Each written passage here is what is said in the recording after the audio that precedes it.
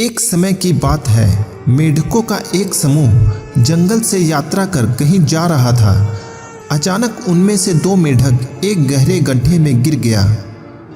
उनके सारे मित्र गड्ढे को चारों तरफ से घेर कर देखने लगे और देखा कि यह गड्ढा काफी गहरा है।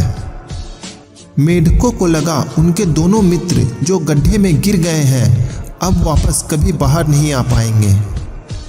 दोनों मेढक गड्ढे से निकलने के लिए काफी प्रयास कर रहे थे, लेकिन गहराई काफी होने के कारण कुछ दूर चढ़ते और फिर गिर जाते, जिससे कि उन्हें चोटें भी आ रही थी। बाहर उनके मित्र से उनका दर्द देखा नहीं जा रहा था।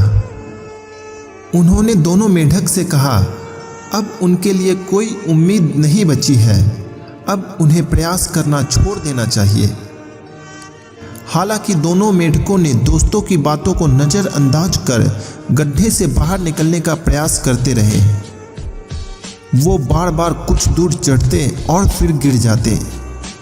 यह देखकर गड्ढे के शीर्ष पर मेढकों का समूह अभी भी कह रहा था, उन्हें प्रयास करना छोड़ देना चाहिए, वो इस गड्ढे से बाहर नहीं निकल पाएंगे। आखिरकार दोनों मेढकों में से एक मेढक ने ध्यान दिया कि बाहर मेढक कह रहे हैं कि वो गड्ढे से बाहर नहीं निकल सकते और उन्हें प्रयास करना छोड़ देना चाहिए। उसने मेढकों की यह बात सुनकर हार मान ली और वह गिरकर मर गया। लेकिन दूसरे मेढक ने अपनी पूरी शक्ति से प्रयास जारी रखा। फिर से मेढकों के समूह ने उस मेढक को कहा, कोई फायदा नहीं है, प्रयास करना बंद कर दो, क्यों खुद को दर्द दे रहे हो।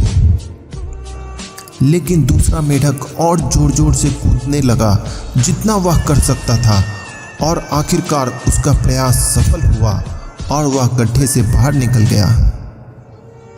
जब वह गड्ढे से बाहर निकला तो बाकी मेढकों ने उससे पूछा, क्या तुम हमारी बात नहीं सुन पा रहे थे जब हमने तुम्हें प्रयास करने से मना किया।